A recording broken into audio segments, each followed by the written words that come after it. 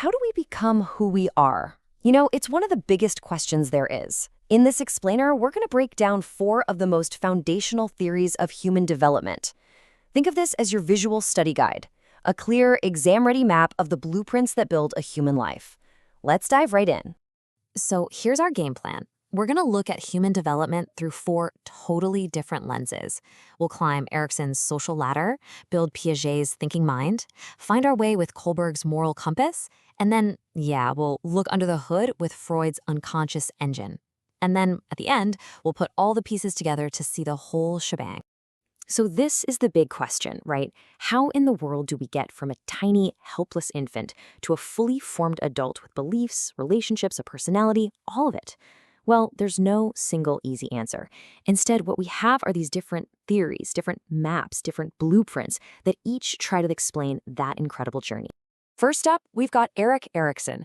His theory is all about our psychosocial development. The best way to picture it is like a ladder we spend our entire lives climbing. It has 8 rungs, and each one represents a unique social challenge we have to figure out before we can move on to the next one. And here they are, the 8 rungs on that ladder. Each stage is defined by what Erikson called a psychosocial crisis. Don't let the word crisis scare you. It's just a turning point, a key social challenge for that time of life. For example, as a baby, the whole game is learning to trust versus mistrust your caregivers. As a teenager, it's all about identity versus role confusion. And way down the line, in later adulthood, it's about looking back on your life with a sense of integrity versus despair. If you successfully navigate each challenge, you gain a new psychological strength that helps you with the next climb. Now, this is where you can really see the stakes. Let's zoom in. Look at infancy. If a baby's needs are consistently met, they develop trust, which blossoms into faith and hope. But if not, they're left with suspicion and fear. Or jump ahead to adolescence. You figure out who you are, and you come out with a strong sense of identity. If not, you're stuck with what he calls role confusion. These outcomes really matter because they set the stage for whatever comes next. So you might be thinking, okay, cool theory, but here's why it's absolutely crucial, especially in fields like nursing.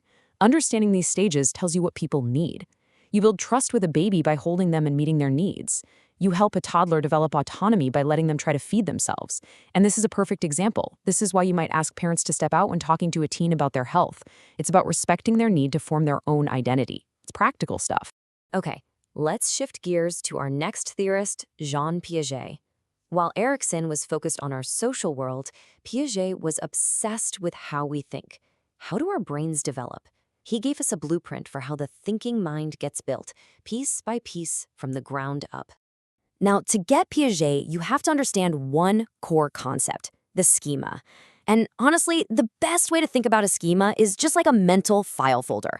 When we're born, we've only got a few basic folders, like things I can suck on, but as we experience the world, we start creating more and more folders to organize all this new information. So how do we use these file folders? Well, it happens in 2 main ways. First, there's assimilation. That's when we take a new experience and just kind of cram it into a folder we already have.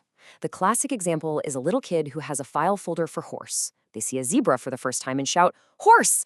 But then comes accommodation. This is when we realize the old folder doesn't quite work.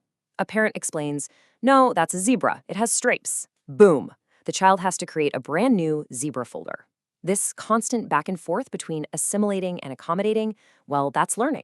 Piaget said this all happens in 4 big stages. First, as babies, we're in the sensory motor stage. We are pure scientists, learning about the world by touching, grabbing, and tasting everything in sight.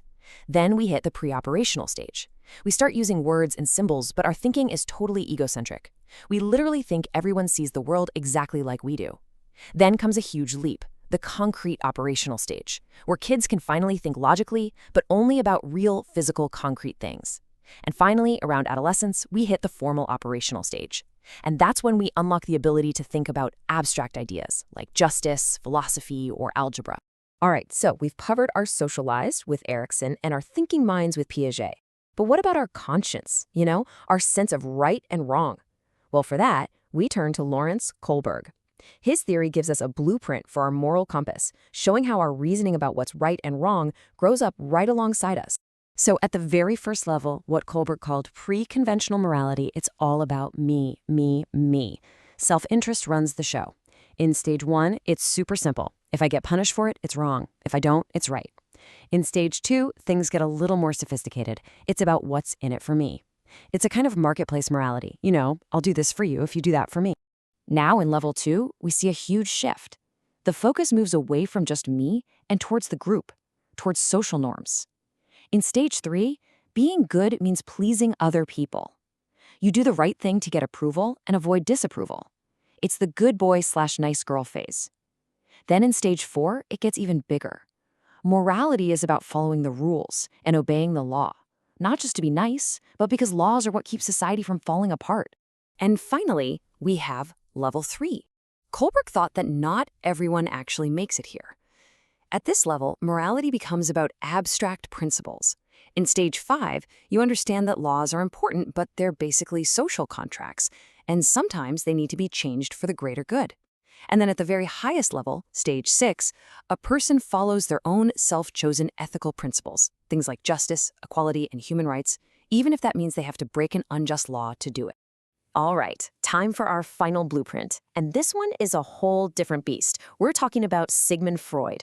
His theory says if you really want to understand a person, you can't just look at what's on the surface. You have to go deeper, into the unconscious mind, at the hidden engine of desires and conflicts that's really driving the car. Freud said our personality is basically this constant three-way tug of war. First, you've got the id. Think of it as a screaming toddler inside you that wants what it wants, and it wants it now. That's the pleasure principle. Then you've got the superego. That's your internalized parent, your conscience, wagging its finger and telling you all the things you should do, often using guilt to keep you in line. And caught right in the middle is the poor ego. The ego is the rational adult, the mediator, trying to satisfy the id's desires in a way that's realistic and won't get you in trouble with the superego. Now, Freud also proposed these 5 psychosexual stages. He believed that at different ages, our pleasure-seeking energy is focused on different parts of the body. He argued that our experiences during these early stages, like how we're weaned in the oral stage or how toilet training goes in the anal stage, could create unconscious conflicts or fixations that could stick with us and shape our personality for the rest of our lives. Okay. We've just unpacked 4 very different, very powerful blueprints for what it means to be human. But now, for the most important part, let's bring them all together and see how they can give us this amazing, multidimensional view of a single person at a single point in time. So to make this really clear, let's zoom in on one specific developmental period. Let's take a look at a child who's somewhere between 3 and 6 years old. This is a time of incredible growth and change. But what's really going on inside that kid? Well, it kind of depends on which blueprint you use. And this slide just pulls it all together beautifully. Look at this. For that one kid, aged 3 to 6, Erikson would say the main event is the battle between taking initiative versus feeling guilt. Piaget would say they're in the pre-operational stage, so their thinking is still magical and egocentric. Kohlberg would point out that their moral compass is purely pre-conventional. It's all about rewards and punishments. And Freud, he'd say the real drama is happening unconsciously in what he called the phallic stage. It's 4 theorists looking at the exact same child, but seeing 4 completely different and equally important stories unfolding. So as we wrap this up, I want to leave you with a question to think about. When you look back at your own life, your own journey, which of these blueprints, the social ladder, the thinking mind, the moral compass, or that unconscious engine, which one resonates the most with you? Which one do you think does the best job of explaining the person you are today?